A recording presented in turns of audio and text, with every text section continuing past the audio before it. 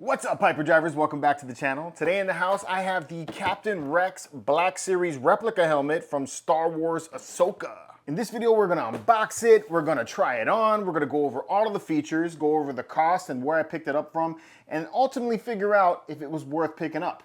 So let's get to this. All right, so this one here is actually the second Captain Rex helmet that I've ever picked up. The first one I got was from Cybercraft. I never was really happy with it. The visor would fall down on me and it was the more animated version. So I wasn't really feeling that one. So I got rid of it, you know, a year or so after I picked it up.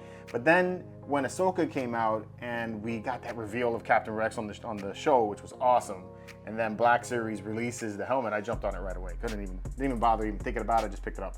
I got it over at Amazon. It was $131 for it. And then with taxes and everything, it came out to like $141, somewhere around there. So that was the cost of it. I don't think they're available on Amazon anymore, at least not at retail. Now they've gone up in price. You may still be able to get some on Hasbro or Big Bad Toy Store. You might want to check that, or maybe just look at the second market and see. Hopefully they're not charging so much for it because it may be sold out. So this is the box. It looks just like the other boxes that Black Series has released. You got that half cut way here on one side of the box, which looks really cool. It takes 3 AAA batteries, and then from the looks of it, you have a flip down visor. I'm not certain if it has like the Boba Fett where it has that electronic insert on the visor that gives you that little light up feature. It does have a voice changer. So we're gonna check that out and see how that sounds. So let's get to it, man. I wanna see what this thing looks like. It's been a while since I've done that. Don't judge me. All right, so it looks like we got one visor. Doesn't look like it has that electronic feature, but the plastic's kind of glaring on me, so I can't see it. It's stuck in there. Helmet does not want to come out. I mean, look at this. I got it upside down, and it don't want to fall out. It's like attached to the bottom of the board here. There it goes. Man, that is stuck on there. Really like the plastic covering on this. Same way they, this looks cool. Wow. They went through some effort in dirtying this one up.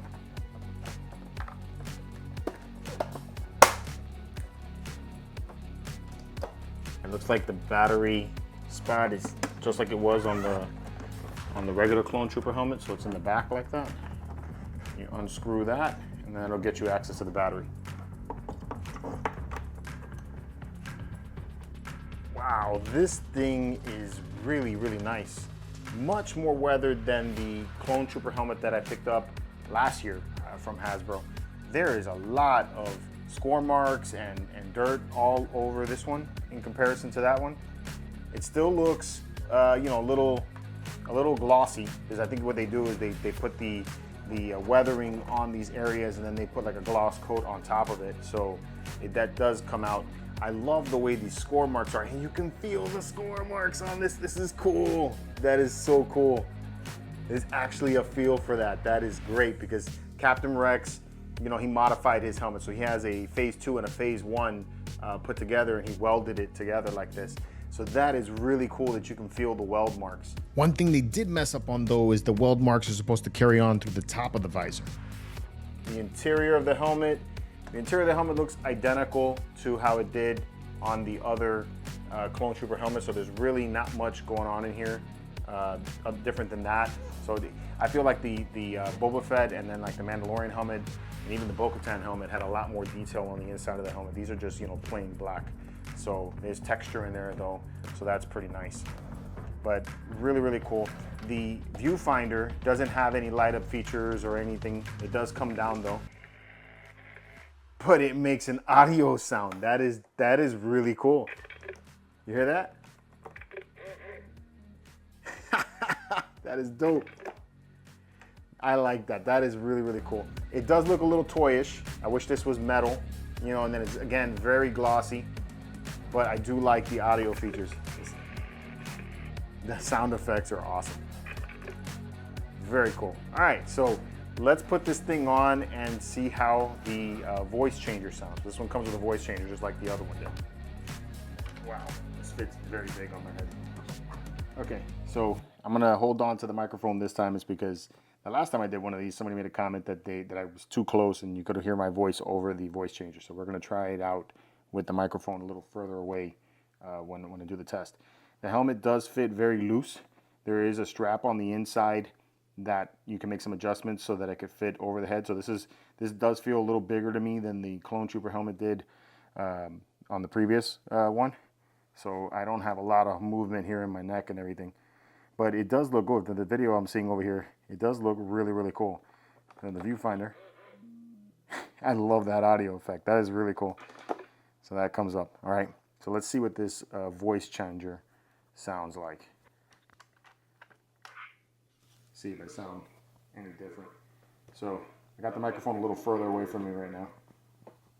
To me, it just sounds like I'm echoing. Like I don't really hear any change or like if I sound like Captain Rex or anything. So hopefully you guys are picking up that audio and you can hear what I sound like. But I can pick out my voice, which is better than I heard like with the Stormtrooper helmet or even with the last Clone Trooper helmet. So I think they're improving that at least a little bit. So I don't sound like Tamora Morrison. All right, so that's how that sounds. All right, so was it worth the $131?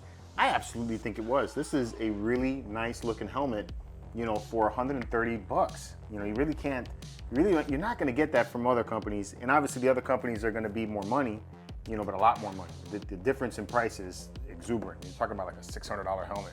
And I think the Cybercraft helmet, I think at the time was like 400 bucks. So $131 for this is fantastic.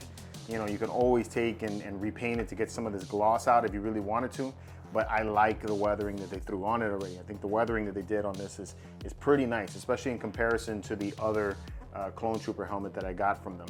The visor, I was a little bit worried about when I first ordered it because I thought it was just gonna look big and clunky, but I like the way this looks. The feature of it looks really nice. It does look a little toyish, but you know, it's a toy at the end of the day. It comes from Hasbro, so it's not, you know, I wouldn't expect anything less.